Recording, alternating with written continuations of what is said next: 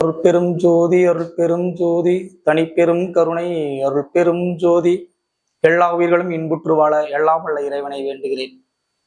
அம்மன் ஆன்மீக நேயர்களுக்கு வணக்கம். நான் உங்கள் ஜோதிடர் வள்ளலார் ஆர் ஸ்ரீரங்கராஜன். நம்ம இப்ப ராகு கேது பயிற்சியை பத்தி பார்க்க போறோம். ராகு கேதுக்கள் அப்படிங்கிறது ஒரு கிரகங்களே கிடையாது, அது ஒரு நிழல் அப்படிங்கிறது அறிவியலாளர்களும் பகுத்தறிவு சிந்தனையாளர்களாலும் சொல்லப்படுகிறது. உண்மையில் அது ஆமா இல்லையா அப்படின்றால் ஆம். ராகு கேதுக்கள் அப்படின்றது வானத்தில் இருக்கக்கூடிய ஒரு கிரகங்கள் கிடையாது, அது ஒரு நீழல், பூமி சந்திரனுடைய நீழல். அந்த நீழல் கிரகங்கள் என்னென்ன விஷயங்களை செய்யும்? சாயா கிரகங்கள் என்று பெயர். சாயா என்ற சமஸ்கிருத சொல்லுக்கு நீழல் என்றுதான் தமிழில் பொருள். அப்ப அந்த நீழல் வாழ்க்கையில் ஏதேனும் ஒரு மாற்றத்தை ஏற்படுத்துமா அப்படின்னா ஆம், கட்டாயம் வாழ்க்கையில் ஒரு மாற்றத்தை ஏற்படுத்தும். உதாரணமாக சொல்ல வேண்டும் என்றால், ஒரு மரத்தின் அடியில் ஒரு மனிதன் இளைப்பாறினால் அவன் களைப்பு தீரும். அதுவே ஒரு மரத்தின் நிழலின் அடியில் ஒரு செடி இருந்தால் அது சரியான வளர்ச்சியை பெறாது. ஒரே நிழல் ஒருவருக்கு இளைப்பாறுதலும் ஒருவருக்கு வளர்ச்சியின்மையும் தருகிறது. அதுபோல்தான் இந்த ராகு கேதுக்கள் என்ற இந்த நிழல் கிரகங்கள் தான் இருக்கும் இடத்தில் ஒரு சிலருக்கு நல்வாழ்வையும் ஒரு சிலருக்கு பாதிப்புகளையும் ஏற்படுத்துகிறார். இப்போது இந்த மே மாதம் 18ஆம் தேதி ராகு பகவான் மீன ராசியிலிருந்து கும்பத்திற்கும், கேது பகவான் கன்னி ராசியிலிருந்து சிம்மத்திற்கும் பயிற்சியாகி எந்தெந்த ராசிக்காரர்களுக்கு என்ன விஷயங்களை செய்ய போகிறார் என்பதை தான் பார்க்க போகிறோம். இப்ப உங்க ராசியை நம்ம பார்க்க போறோம். கும்பராசி நேயர்களே வணக்கம். கும்பம் சனியுடைய ஆட்சி பெற்ற ராசி தான். கும்பம் ராஜ மரியாதை எதிர்பார்க்கக்கூடிய ராசி. சிம்ம ராசியை விட மிக போல்டான ராசி கும்பராசி.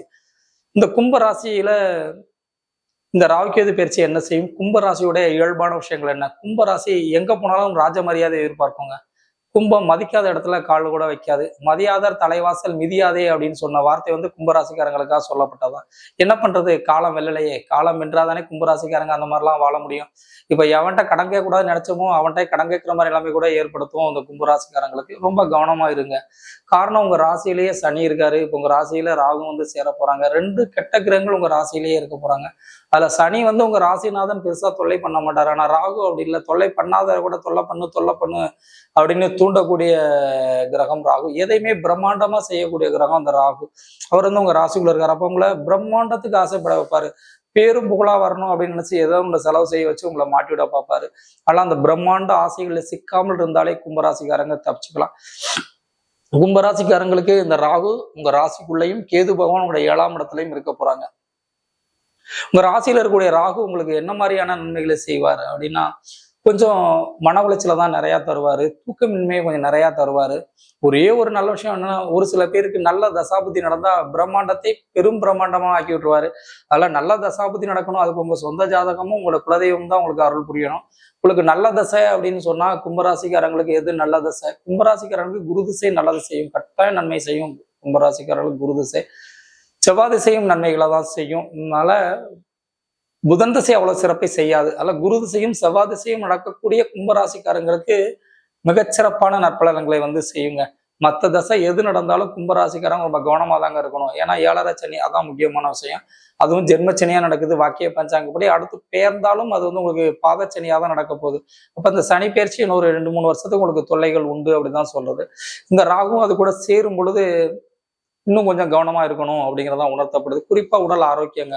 உடல் ஆரோக்கியம் கவனமா இருங்க. மனதை கொஞ்சம் ஃப்ரீயா வச்சுக்கோங்க. எந்த ஒரு விஷயத்தையும் பிளான் பண்ணி மனசை போட்டு குழப்பிக்கிறாதீங்க. இதை நீங்க தவிர்த்துக்கிட்டாலே போதுங்க. கும்பராசி செமையா இருப்பீங்க. 7ல இருக்காரு கேது. 7ல இருக்க கேது கூட்டாளியால தொல்லை வருங்க. இந்த 1.5 ஆண்டு நீங்க கூட்டுத்தொழில் எதுவுமே புதுசா ஆரம்பிக்காதீங்க. கூட்டுத்தொழில் எவ்வளவு சிறந்த ஃப்ரெண்டோட நீங்க ஆரம்பிச்சாலும் அந்த கூட்டுத்தொழில் உங்களுக்கு மைனஸை தாங்க தரும். இந்த 1.5 ஆண்டு கூட்டுத்தொழில் ஆரம்பிக்கிறதுக்கு கும்பராசிக்காரங்களுக்கு சிறப்பு கிடையாது. கூட்டுப்பட்டா எதுவுமே போடாதீங்க. பவரா பட்டாணி, உங்க சொத்து இன்னொருத்தவங்க பவர் எழுதி தருது, இல்லை அடுத்தவங்க சொத்து உங்க மேல பவர் எழுதிட்டு பைசா தருது, இந்த மாதிரி எந்த ஒரு விஷயங்களுமே செய்யாதீங்க. கடன், சாட்சி கையெழுத்து, இந்த மாதிரி விஷயங்கள்லாம் கட்டாயம் தவிர்த்துருங்க. இதை தவிர்த்தாலே போதுங்க. கும்பராசிக்காரங்க நீங்க செமையா இருப்பீங்க. கும்பராசிக்காரங்க மரியாதைக்காக கௌரவத்துக்காக சில விஷயங்களை செஞ்சு மாட்டிக்கிருவீங்க. அதை கொஞ்சம் மாத்திக்கோங்க. ஏங்க, பிறந்த மனுஷன் கௌரவமா தானங்க வாழணும், என்னங்க இப்படி சொல்றீங்க அப்படின்னு நினைக்க கூடாது. இடம் பொருள் ஏவல் அப்படின்னு சொல்லுவாங்க. நமக்கு கால நேரம் சரியில்லாமல் இருக்கும்போது கௌரவம் அந்தஸ்து அப்படிங்கிறதுக்காக சில செலவுகளை செஞ்சு கடங்காரனா போய் வாழ்க்கையில அதிகமான ஆண்டுகள் வந்து வட்டி கட்டுறது வந்து பெரும்பாலும் அந்த கும்பராசிக்காரங்களா தான் இருப்பாங்க. அந்த விஷயத்த விட்டுட்டு நான் என் இயல்பா வாழ்றேன், என்னோட வேலைகளை மட்டும் நான் பாக்குறேன் அப்படின்னு இந்த 1.5 ஆண்டை மட்டும் ஓட்டிருங்க. அப்புறம் செமையான வாழ்க்கை உங்களுக்கு காத்துட்டு இருங்க. அடுத்து நடக்கூடிய ராகுகேது பயிற்சி உங்களுக்கு செமையா தான் இருக்கும். உங்களுக்கு நல்ல ஆறுதலான விஷயம், குரு பகவான். குரு 5ல இருக்கிறார். 5ல இருக்கக்கூடிய குரு கெஞ்சினாலும் கிடைக்காது அப்படிங்கிறது முன்னோர் வாக்கு. ஆனால் அந்த குரு இந்த ராகுகேது வரக்கூடிய எல்லா துளைகளையும் காப்பாத்தி உங்களுக்கு நல்ல அருளும் நல்ல விஷயங்களையும் கட்டாயம் தருவார். உங்க ராசியில இருக்கக்கூடிய மகரத்துல 2 பாதத்தை விட்டு அவிட்ட நட்சத்திரம் 2 பாதங்களும், சதய நட்சத்திரம் 4 பாதங்களும், பூரட்டாதி 3 பாதங்களும் உங்க கும்பராசியில உண்டு. அதுல அவிட்ட நட்சத்திரத்தில் பிறந்த கும்பராசிக்காரங்களுக்கு மண் சம்பந்தமான விலங்குகளை வந்து தீர்த்து வச்சிருங்க. சொத்து பட்டா பத்திரம் மாறாம இருந்தது இதெல்லாமே மாத்திக்கலாம். சதய நட்சத்திரத்துல பிறந்தவங்களுக்கு இந்த ராகுக்கு வந்து செமையானதாங்க பண்ணும். ஏன்னா ராகுவுடைய நட்சத்திரம் சதயம். Lottery, race, commission base business, ஆய்வு சாலை, லேப் இது சம்பந்தமான வேலை செய்யக்கூடிய சதய நட்சத்திரக்காரங்களுக்கு மிகச்சிறப்பான விஷயங்களை செய்யுங்க. போட்டோகிராஃபி, வீடியோ கவரேஜ், டார்க் ரூம்ல செய்யக்கூடிய வேலை செய்யக்கூடிய தொழில், லேப் டெக்னீசியன், இவங்களுக்கு எல்லாமே ரொம்ப சிறப்பான விஷயங்களை செய்யுங்க சதய நட்சத்திரத்தில் பிறந்த கும்பராசிக்காரங்களுக்கு. அடுத்து பூரட்டாதி. பூரட்டாதி குருவினுடைய நட்சத்திரம். இப்ப குழந்தை பேரு வேணும்னு காத்திருக்கக்கூடிய பூரட்டாதி நட்சத்திரத்தில் பிறந்தவங்களுக்கு குழந்தை செல்வம் ஏற்படும். திருமணம் ஆகுமான்னு காத்திருக்கக்கூடியவங்களுக்கு கட்டாயம் திருமணம் நிகழும். இந்த 1.5 ஆண்டு இந்த கும்பராசியை பொறுத்த வரைக்கும் யாருக்கு கொஞ்சம் நல்லது பண்ணும் அப்படின்னா, புரட்டாதி நட்சத்திரத்தில் பிறந்தவங்களுக்கு மிகச்சிறப்பான ராஜயோக வாழ்க்கையை இந்த ராகுகேது பயிற்சி செய்யும். கும்பராசிக்காரங்க அதிகமா வழிபாடு பண்ணக்கூடிய தெய்வங்கள் எது அப்படின்னு சொன்னா, உங்களுக்கு சனி ராகு 2மே சேர்ந்திருக்காங்க. சனி ராகு 2 பேரும் சேர்ந்த கிரகங்கள் வந்து லட்சுமி பைரவரை வழிபாடு பண்ணிக்கிறது நல்லதுங்க. பக்கத்துல கூட ஏதேனும் ஒரு பெருமாள் ஸ்தலங்களுக்கு சென்று லட்சுமி நரசிம்மரை வழிபாடு பண்றது ரொம்ப ரொம்ப நல்லது. அல்லது சாதா நரசிம்மர் இருந்தா கூட பரவாயில்ல, நரசிம்மரை வழிபாடு பண்ணுங்கள். எல்லா விதத்திலும் வெற்றி அடைவீர்கள்.